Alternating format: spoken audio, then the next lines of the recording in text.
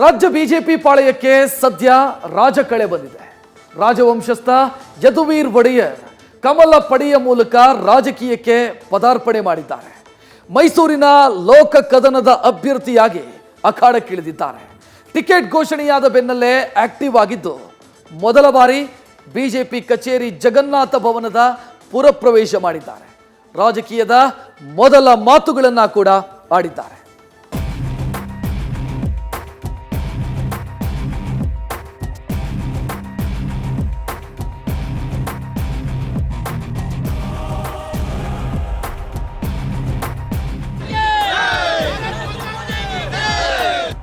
ಲೋಕಸಭಾ ಸಮರದಲ್ಲಿ ಮೈಸೂರು ಯುದ್ಧ ಗೆಲ್ಲೋಕೆ ರಾಜನ ಎಂಟ್ರಿಯಾಗಿದೆ. ಸಿಂಹದ ಗರ್ಜನೆಯನ್ನ ಅಡಗಿಸಿ ಯದುವಂಶದ ಕುಲತಿಲಕನಿಗೆ ಕೇಸರಿ ಪಾಳಿಯ ಸಿಂಹಾಸನ ಹಾಕಿದೆ. ಅಹಿಂದ ಕೋಟೆಗೆ ಲಗ್ಗೆ ಹಾಕೋಕೆ ಯದುವೀರ್ ಎಂಬ ರಾಜಾಸ್ತ್ರವನ್ನ ಕಮಲ ಪ್ರಯೋಗಿಸಿದೆ. ಇದೀಗ ಇವತ್ತಿನಿಂದ ರಾಜಕೀಯದಲ್ಲಿ ಯದುವೀರ್ ಒಡೆಯರ್ ಅಧ್ಯಾಯ ಆರಂಭವಾಗಿದೆ.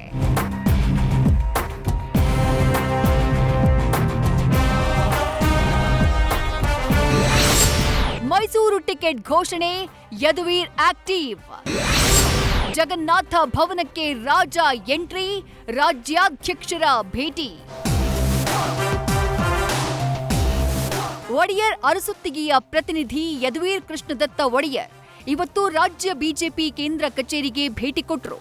ಮೈಸೂರು ಕೊಡಗು ಕ್ಷೇತ್ರದ ಅಭ್ಯರ್ಥಿಯಾಗಿ ಆಯ್ಕೆಯಾಗ್ತಾ ಇದ್ದಂತೆ ಜಗನ್ನಾಥ ಭವನದ ಪುರ ಪ್ರವೇಶವನ್ನ ಮಾಡಿದ್ರು.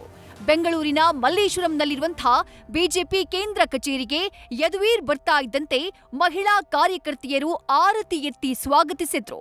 ಬಿಜೆಪಿ ರಾಜ್ಯಾಧ್ಯಕ್ಷ ಬಿವೈ ವಿಜಯೇಂದ್ರ ಹೂಗುಚ್ಚವನ್ನ ನೀಡಿ ಪಕ್ಷದ ನೂತನ ಸದಸ್ಯನನ್ನ ಸ್ವಾಗತ ಮಾಡಿದ್ರು. ಬಳಿಕ ಮೊದಲ ಬಾರಿ ಬಿಜೆಪಿ ಕಚೇರಿಯ ಒಳಗೆ ಪ್ರವೇಶಿಸಿದ ಯದುವೀರ್ ಭಾರತಾಂಬೆಯ ಫೋಟೋಗೆ ಪುಷ್ಪಾರ್ಚನೆಯನ್ನ ಮಾಡಿ ನಮಸ್ಕರಿಸಿದ್ರು. ಶ್ಯಾಮ್ ಪ್ರಸಾದ್ ಮುಖರ್ಜಿ ಪ್ರತಿಮೆಗೆ ಮಾಲಾರ್ಪಣೆ ಮಾಡಿ ವಂದಿಸಿದ್ರು.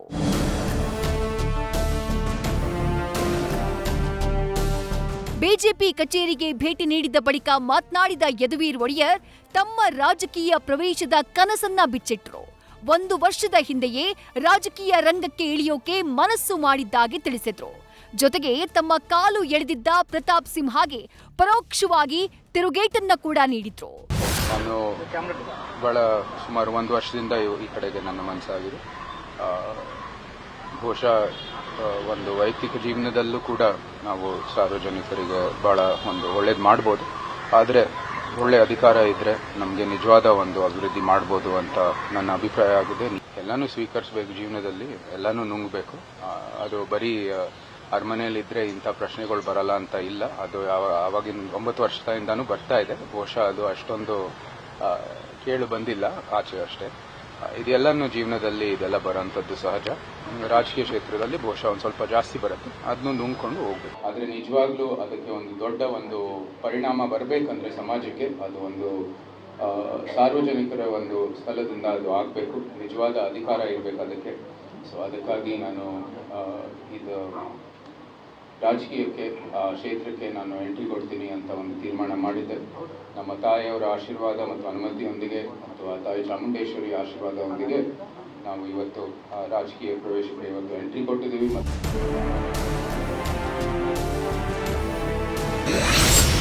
ಧವಳಗಿರಿ ಧಣಿಯನ್ನ ಭೇಟಿ ಮಾಡಿದ ಯದುವೀರ್ ಒಡೆಯರ್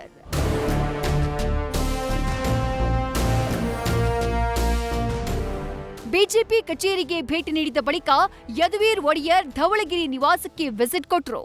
ಧವಳಗಿರಿಯ ಧಣಿ ಬಿಎಸ್ ಯಡಿಯೂರಪ್ಪರನ್ನ ಭೇಟಿ ಮಾಡಿದ್ರು. ಯದುವೀರ್ ಬರ್ತಾ ಇದ್ದಂತೆ ಹೂಗುಚ್ಚ ನೀಡಿ ಮೈಸೂರು ಕೊಡಗು ಅಭ್ಯರ್ಥಿಗೆ ಬಿಎಸ್ವೈ ಅಭಿನಂದಿಸಿದ್ರು. ಯದುವೀರ್ ಅವರು ಅಲ್ಲಿ ಸ್ಪರ್ಧೆ ಮಾಡೋದ್ರಿಂದ ಒಂದು ದೊಡ್ಡ ಶಕ್ತಿ ನಮಗೆ ಬಂದಂತಾಗಿದೆ. ಅವರು ಸಹ ಸುತ್ತಮುತ್ತ 5-6 ಜಿಲ್ಲೆಗಳಲ್ಲಿ ಓಡಾಡ್ತೀನಿ ಅಂತ ಒಪ್ಕೊಂಡಿದ್ದಾರೆ. ಅದರ ಉಪಯೋಗವನ್ನು ಮಾಡಿಕೊಂಡು ನಾವೇನೀಗ 28 ಕನಿಷ್ಠ 25-26 ಕ್ಷೇತ್ರ ಗೆಲ್ಲಬೇಕು ಅಂತಿದ್ದೇವೆ.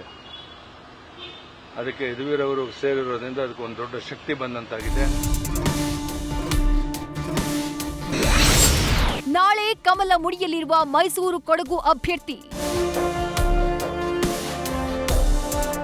ಬಿಜೆಪಿ ಲೋಕ ಕದನದ ಅಭ್ಯರ್ಥಿಯಾದ ಬೆನ್ನಲ್ಲೇ ಯದುವೀರ್ ಅಧಿಕೃತವಾಗಿ ನಾಳೆ ಕಮಲ ಮನೆಯ ಸದಸ್ಯರಾಗಲಿದ್ದಾರೆ. ನಾಡ ಅಧಿದೇವತೆ ಚಾಮುಂಡೇಶ್ವರಿ ದರ್ಶನದ ಬಳಿಕ ಬೆಂಗಳೂರಿನ ಬಿಜೆಪಿ ಕಚೇರಿಯಲ್ಲಿ ಬಿಜೆಪಿ ಬಾವುಟವನ್ನ ಹಾರಿಸಲಿದ್ದಾರೆ. ರಾಜ್ಯ ನಾಯಕರ ಸಮ್ಮುಖದಲ್ಲಿ ಪಕ್ಷವನ್ನ ಸೇರ್ಪಡೆಯಾಗಲಿದ್ದಾರೆ. ಒಟ್ಟಾರೆ ಲೋಕಸಭೆ ಸಮರದಲ್ಲಿ ಸಿಂಹಕ್ಕೆ ಖೆಡ್ಡ ತೋಡಿ ರಾಜನಿಗೆ ಕಮಲ ಸೇನೆ ಮಣೆ ಹಾಕಿದೆ. ಇದೀಗ ಮೈಸೂರಿನ ರಾಜ ಪ್ರಜೆಗಳ ಮನಸ್ಸನ್ನ ಗೆಲ್ತಾರಾ? ಅಹಿಂದ ಕೋಟೆಗೆ ಲಗ್ಗೆ ಇಟ್ಟು ರಾಜನ ಜೊತೆ ಲೋಕಾಧೀಶ ಆಗ್ತಾರಾ ಅನ್ನೋದೇ ಮುಂದಿರೋ ಕೌತುಕ. Shivaprasad, political bureau, news first. News first ನಿರ್ಭೀತಿಯಿಂದ ನಿಮ್ಮ ಪರವಾಗಿ.